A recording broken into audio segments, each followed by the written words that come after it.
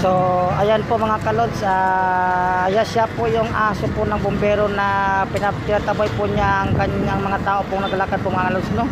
Kasi darating po ang bumbero po mga kalods, papasok po ngayon ang bumbero at ayan po mga kalods, tinatataboy po niya yung mga taong dumadaan, no? Baka po masagasaan. Siya po yung aso na po ng bumbero po sa May Paho, Caloocan City mga kalods, no?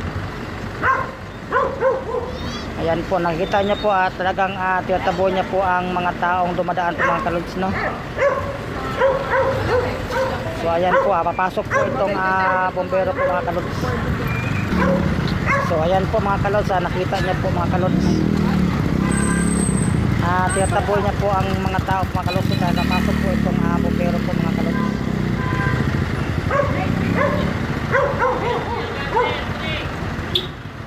Boss.